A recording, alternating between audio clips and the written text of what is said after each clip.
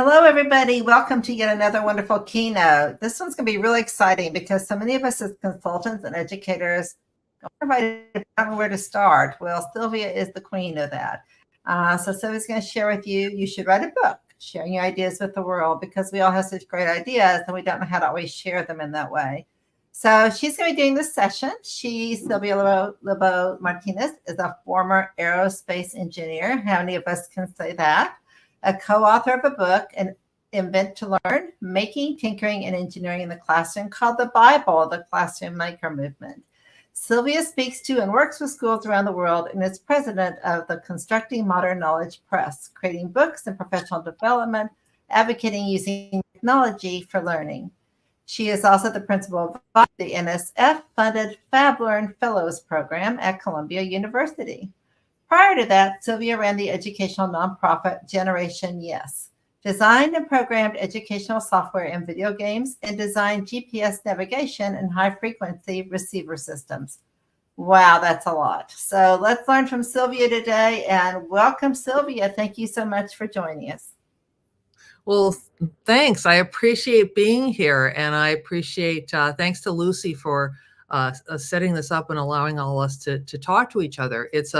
It's a different kind of audience, and I like that. I think a lot of educators wonder what it's like to work in the consultant field, and consultants think about going back to education. And so there's a lot of different audiences here, but I think there's always a way to communicate your ideas to a wider audience. And what I want to talk about today is writing a book.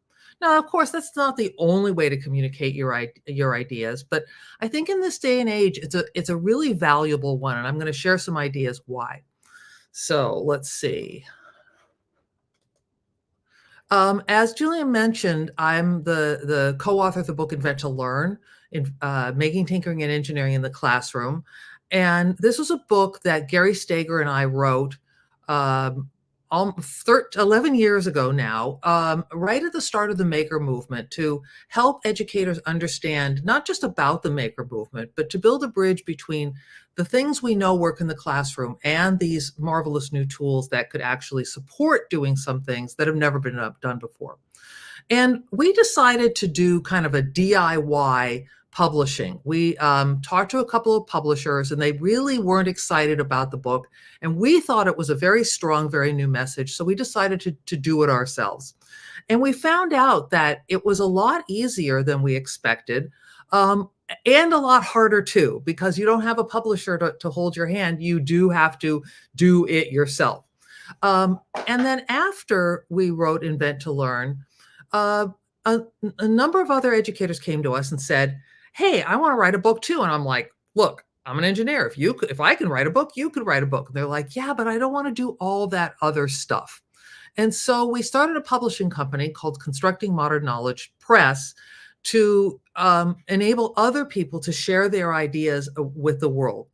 And most of our books are written by educators doing exactly this. Our latest book is the Invent to Learn Guide to the Microbit, that super popular little microcontroller brain, and a really fun and interesting way to learn computer science, physical computing, robotics, making, and all the good things that come from letting students express themselves with modern technology. So in doing this now, and this is our 16th book that we've published, I've really learned a lot about the publishing process, and I want to share some of that with you today, and also about the book writing process in helping these authors explore taking what they do in the classroom and putting it in words so that other people can understand. Another thing we do is run Constructing Modern Knowledge, the Summer Institute. We are 2 or 3 weeks away from our 15th annual Constructing Modern Knowledge. It's in Manchester, New Hampshire. If it's July 9th to 12th, there's still time to register. We're going to have fantastic materials and time, a lot of time to work on projects of your own ideas, and fantastic guest speakers. And it'll be a great time and a lot of hard fun. So check it out, constructingmodernknowledge.com. So as far as books go, you might be asking yourself, why a book? Isn't this, 2024? And I think there's a lot of good reasons to still write a book in a digital age. Not just for personal reasons, but also for altruistic reasons. But the how to write and finish a book is a topic that we could take a whole day on to talk about. And finally, about publishing a book, because it's great to write a book, but actually putting it in other people's hands really finishes that loop that you want to take your ideas out and make them real in the world. So in 2024, books are not over. In fact, it's rising every day. This is a billion-dollar market. There are billions and billions of dollars spent in the world on paper books. And you might think that ebooks are taking over, but they're not. In fact, audiobooks are the ones that are on the rise right now. Well, ebooks peaked in the 2013 to 2015 and have been going down ever since. Trade paperbacks are staying about the same. Hardcovers are going up. People like the substantial nature of these books, and this just shows that books are not over. And in fact, there's an idea out there that has never been explored before. There's 1,000 ideas out there that have never been explored before. This is far from being everything's written that can ever be written. I clicked on this clickbait, how this 28-year-old work from home went from $36,000 a year to $378,000 a year. How does she do it? Well, one of her side hustles is writing books, autobiographies by Instagram famous dogs. Yes, it's true. That's what she does for a living. And yes, it's true. People are buying books written by Instagram famous dogs.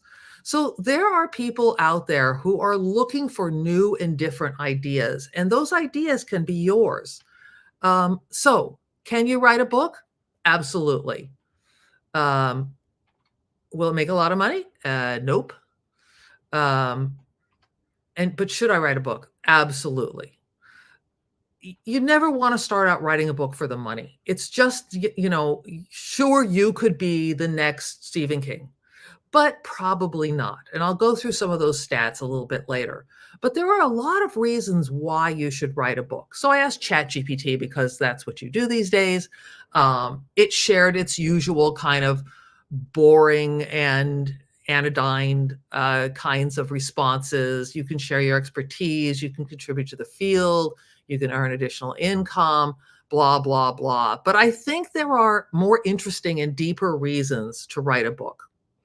Now, first of all, I want to do the altruistic reasons. The reasons are that we need your voice. There are so many books, and I will show you the top bestsellers of Amazon, and it's all summer catch up now. Well, all year long, it's workbooks and learning to write and test prep. We need voices of educators who know how to do things better and know how to do things differently.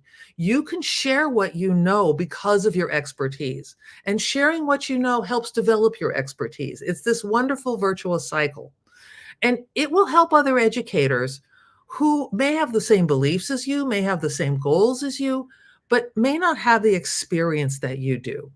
I can't tell you how many times people have said to me, I read Invent to Learn, and I know I had thoughts like this before, but I didn't know how to put it into words. It was like you were saying my secret thoughts out loud. And that's what you want to help people articulate their own beliefs in a way that's actionable. And you can, because a lot of you have done it. So here's some selfish reasons to write a book. Fame and fortune, haha. Sometimes you want to change jobs. You want to get a better gig. You want to be known for a different thing. Building a personal brand is kind of the standard way to talk about this. But you can establish expertise in this sort of win-win situation where writing a book helps you articulate what you're expert in, and the book helps you communicate that expertise, which in turn brings you more experience and more input from other people, which builds your expertise. I think building a personal brand is often misunderstood. It's not about selfishness. It's not about rah, rah, I'm so wonderful. It's about self-discovery. It's a journey of who am I and what am I passionate about?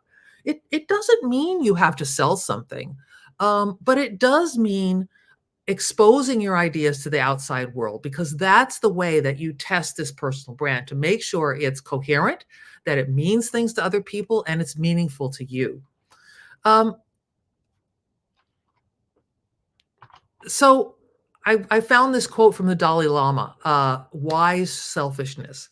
We all have an inborn penchant for self-interest. It's natural and nothing to be ashamed of.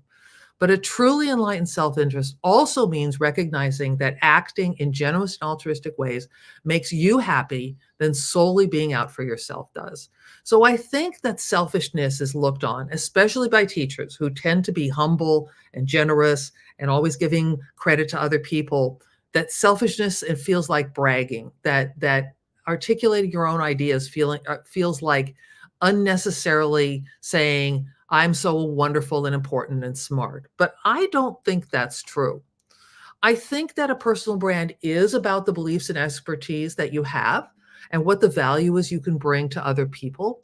I don't think it's about having the right slogan or is it something trendy. I also don't think it's about being the TikTok queen or the, whatever the software, your favorite software is, king. I think those are fleeting, and when you're tied to a product, especially another person's product, it's harder for you to articulate what you truly believe. You can stay agnostic about the software you use or the websites or the social media, and still communicate something that's of value to others. And finally, I think this quote sums this up: that writing is thinking. And to write well is to think clearly. And that's why it's so hard.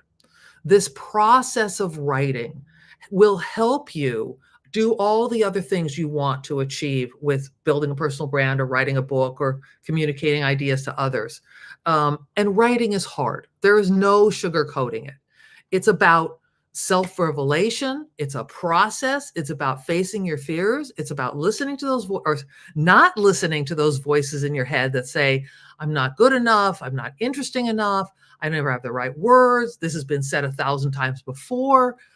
You have to put those things aside and say, I'm going to do it anyway. It's this process of listening to others, listening to yourself, of rethinking things, of integrating new ideas, of revising and revisiting, and sharing. You can't write a book if you never share it with others. Sure, you can say, okay, I have this amazing novel, I have an amazing, book about how to be a teacher tucked away in a corner, but that's really not the way to be out in the world. And by expression, I don't mean just writing. You could speak at conferences, you could do a podcast, you can make videos, you can be a coach in your own district. There's lots of ways to express yourself and express your ideas that help others. So I went back to the internet and I asked Google how to write, and it gave me this example from WikiHow. And I can tell you that of the 8 steps, 7 of them are not writing. They're organizing, they're asking people for ideas, they're finding an audience, they're outlining. I crossed that out. I think there's only one way to get things done. You have to write, and then you have to write some more, and then you have to read your writing, and you have to write some more. That's the only way to get writing done. How many words do you need to write for a book? Somewhere between 50 to 100,000. Depending on the genre, depending on what you're writing about. But that sounds like a lot. Let's say 50,000 words. How do you write 50,000 words? Well, how do you eat an elephant? One bite at a time. If you're blogging or used to blog, think about your blog posts as the bones of a book. Probably most of your blog posts are mostly about 1 or 2 topics. If your blog post is about 1,000 words, and that's about average, that's 50 blog posts. If you did 1 a week, that's a book in a year. If you've been blogging for 3 or 4 years, you might have a book already. You don't have to have people reading your blog. This is for you. You are the audience. This is helping you through that cycle of self-realization, of listening to yourself, of editing your ideas. And it does not matter if you reuse the content. There are tons of books out there that have appeared online before and do very well in print. People like the concise nature of a print book. They like to buy print books. They like to put them in their libraries. Let's say you're podcasting. An average speakers talk about 150 words a minute. So a 20-minute podcast is 3,000 words. So if 2/3 of it is good, let's say you got 2,000 words, that's 25 podcast episodes is 50,000 words. It starts to not sound so ridiculous. And these days, inexpensive transcription services exist. There's one called Descript that we use that's absolutely fantastic for making transcriptions. You can buy ones that are a little higher quality, but in general, if you're podcasting, you're writing. If you're presenting, you've already planned out what you want to say. You've just made slides. Now sit down and write 500 words for each slide. And voila, you're well on your way to a book. So there's lots of ways to sort of eat around this elephant. But no matter what you do, procrastination is the enemy. And I am convinced that a lot of the ways we teach kids to write is procrastination. What is outline if you've got nothing to outline? What's organizing if you've got nothing to organize? What's formatting unless you actually have a book that you need to think about what it looks like? And oh my God, we must find the right tools. And this is hard for techies. I always think if I just find the right tool, then I'll be able to do my work. Well, no, that's not right. Use whatever you can. Editing too soon, being too critical of your own work, or the other side is endless editing. These are all forms of procrastination from getting to the actual writing. But look, there are definitely tools that are easier to use, or harder to use, more expensive, less expensive. You can use Microsoft Word. It does cost money. Adobe InDesign is what pros use, what I use for laying out the books that we publish.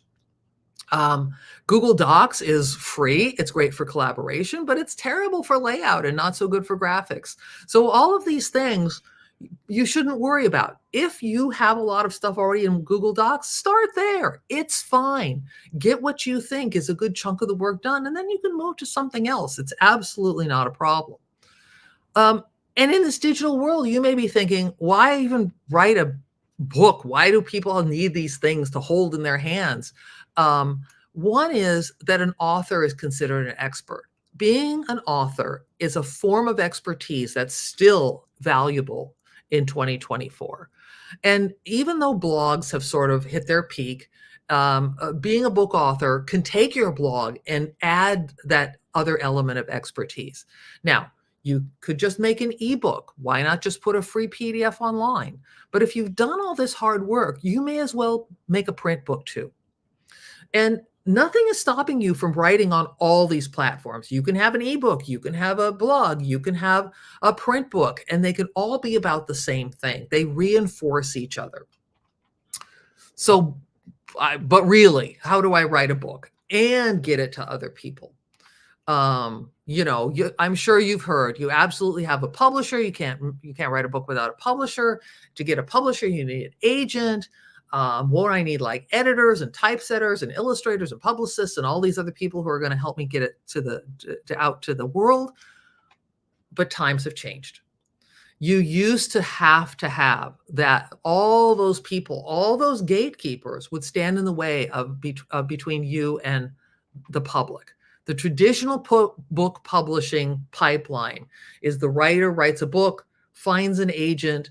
After much search and rejection, the agent pitches the book to different publishers. The publishers may take a few books that are brought to them every year. The publisher prints the book. It goes to a distributor. It goes to the distributor, sends it to retail, and the reader buys it at retail.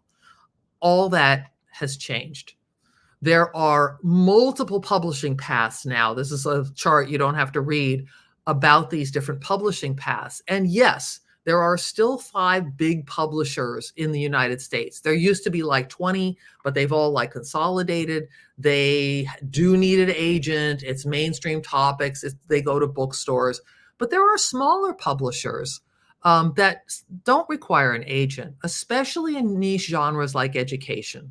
For example, ASCD and ISTE have huge book catalogs that are now going to be combined. Josie Bass, Corwin, these are all smaller publishers that will talk to unpublished authors. There are non-traditional publishers like Hybrid.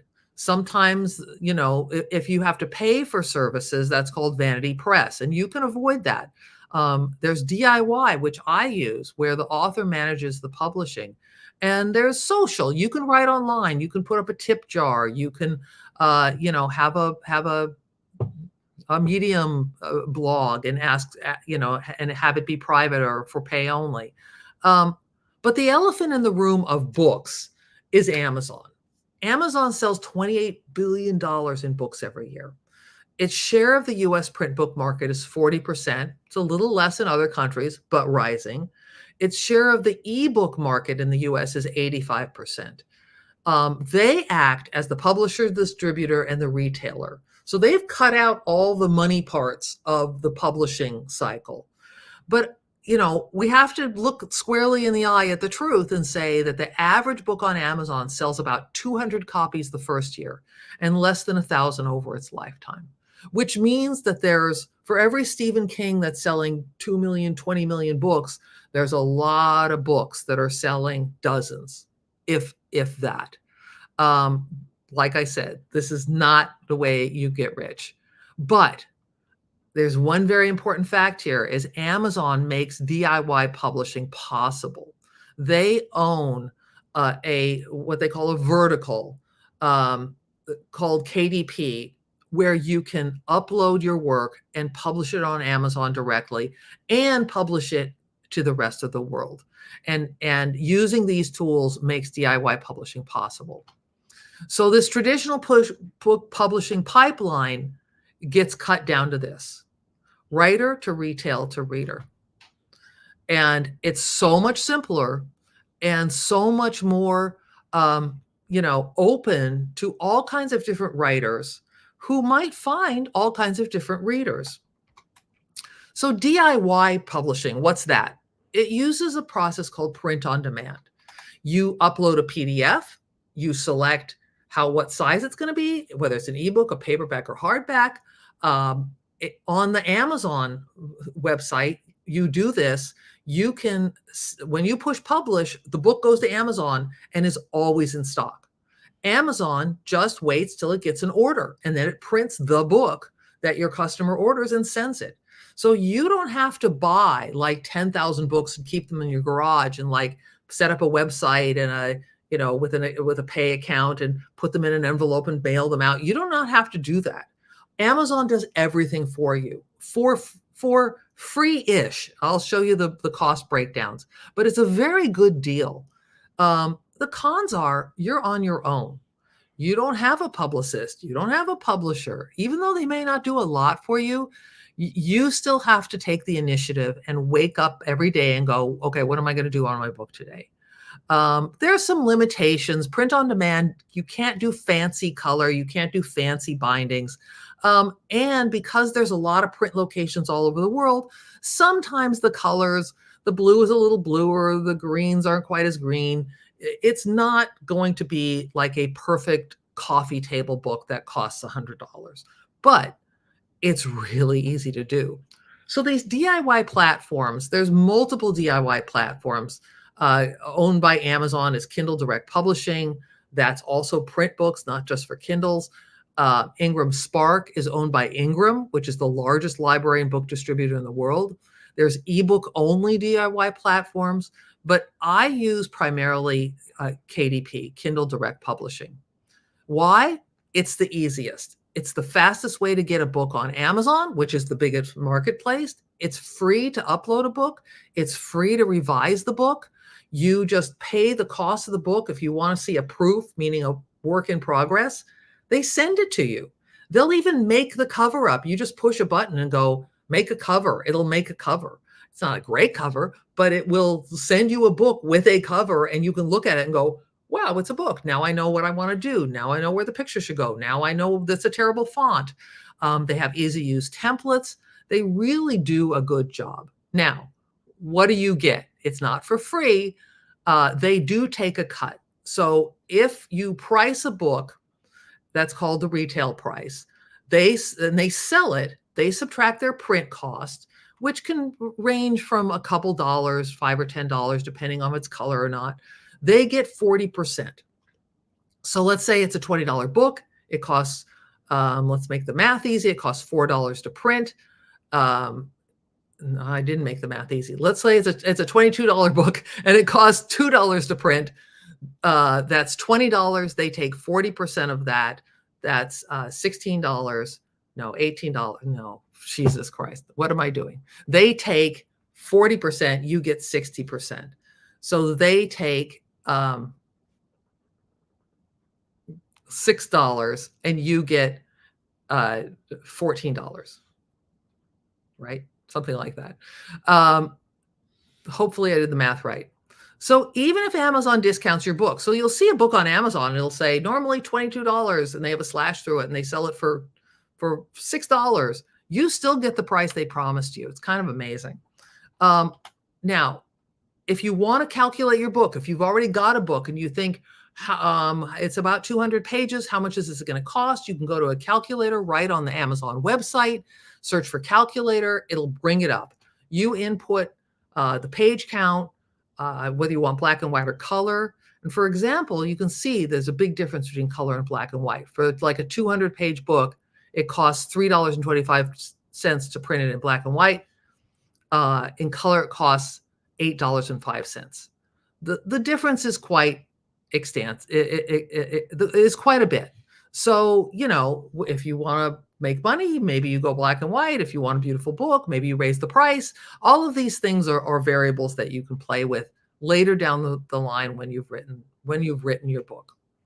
So how Amazon does this is what they call make-on-demand facilities. And make-on-demand right now is almost all books, printing books. But I think make-on-demand kind of gives you a clue about where Amazon is going in the future. These plants are, there's 8 now, there's more on the way. They have they start with gigantic rolls of paper. You can see at the top with behind the guy in the safety jacket. It goes into a printer. It prints page after page after page. It goes into a cutter. It cuts. It goes into a binder. It binds. I mean, it's just endless. They can make thousands and thousands of books an hour. This video is online. It's quite fun to watch how they make these books. I think this make on demand is a clue about the future of Amazon. They are going to be making more things, not just retailing them.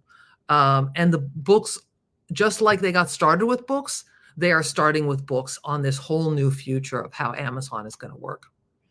So yes, it can be done. When you have an Amazon account, you get reports. It tells you how much your book is going to cost. You can adjust it. You can type in what it says on the Amazon page. You can you get a report of how many books you've sold in a week or a month or a year. You can add more books. You are your own publisher.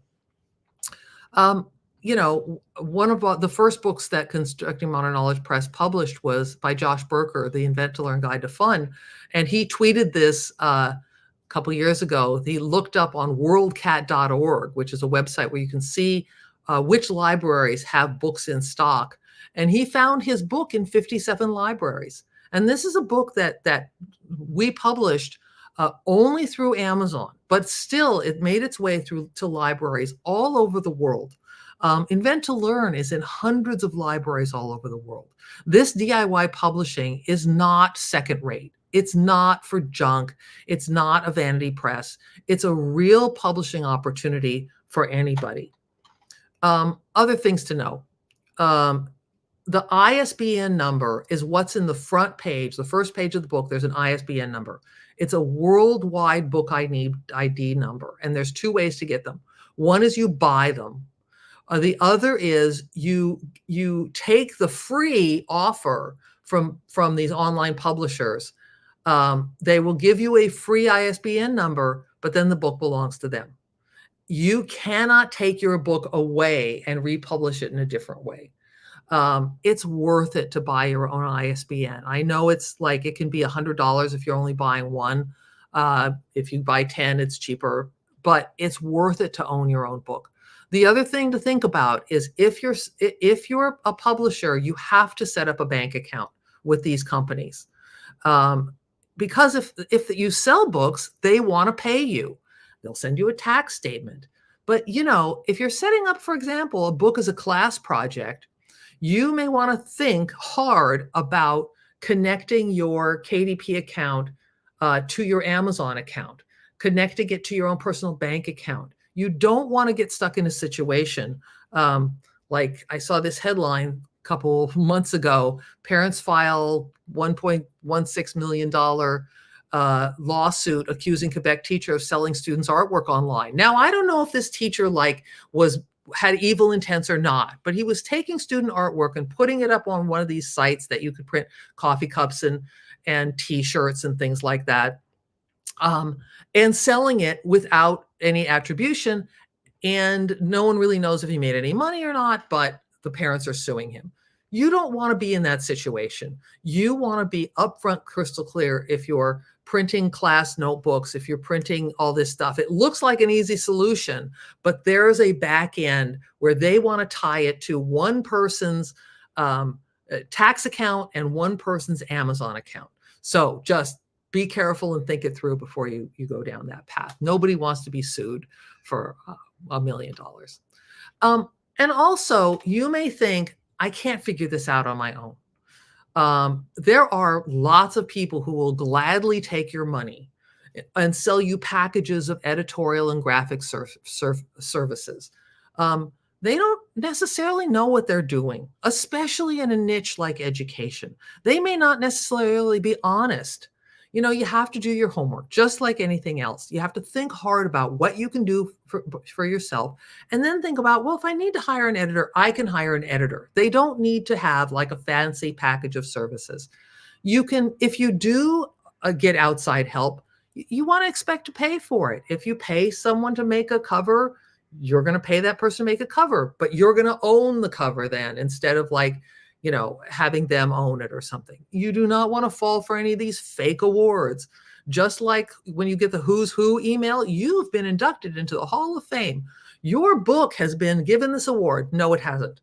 The next email is, how much is this package, of award stuff that you're going to get, how much that's going to cost. So, yes, you can pay money to help you out. Do your homework. So I would love to hear some of your book ideas. I know you guys have great ideas.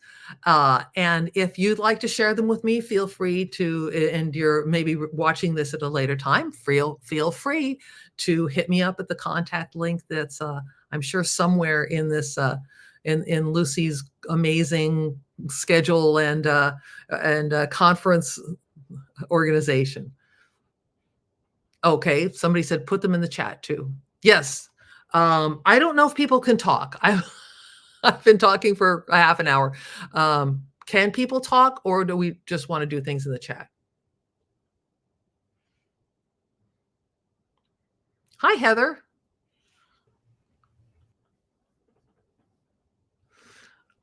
Lucy says, I want to write about being a consultant.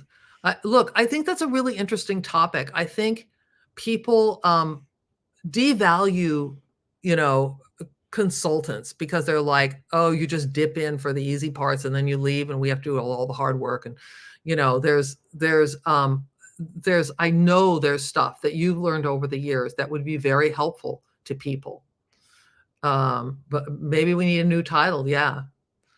And I think there's lots of different ways to help people do that. If you put yourself in the position of, what would I have liked to know when I started this job? What would I have liked to know, 20 years ago? There's a lot of ways to get that information out. And I think a book helps you, like I said, in two ways. It helps you articulate those ideas clearly and structure them in a way that's gonna allow people to take in your ideas. And it's gonna be good for you and good for other people. Let's see, Heather. Yes, I know, Heather. Heather has told me before, I want to work on making in history. I think it's fantastic. And Heather is an extremely creative teacher who uses the tools of the maker movement to teach history. Now, I shouldn't say it that way because that's not exactly true. I've talked to Heather enough to know that she doesn't believe that making teaches history, but that the process of making allows kids to uncover the thoughts and questions that don't come up otherwise. That the conversations that she has with students is about is about being a historian rather than learning history. And historians do history by talking about it, by thinking about it out loud, by sharing it with others. And I think those ideas in a book would be super helpful. So go, Heather.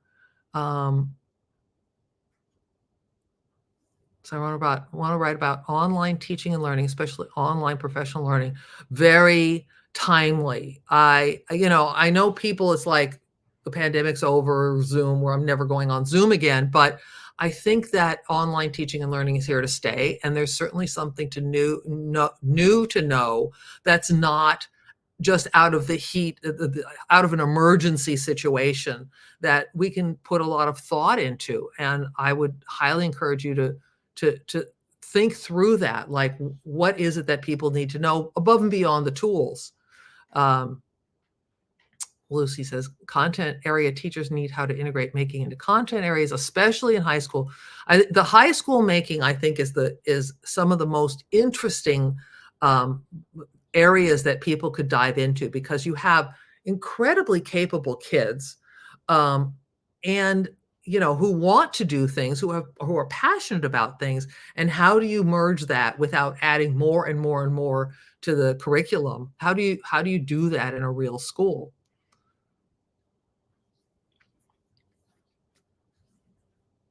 Other thoughts or questions?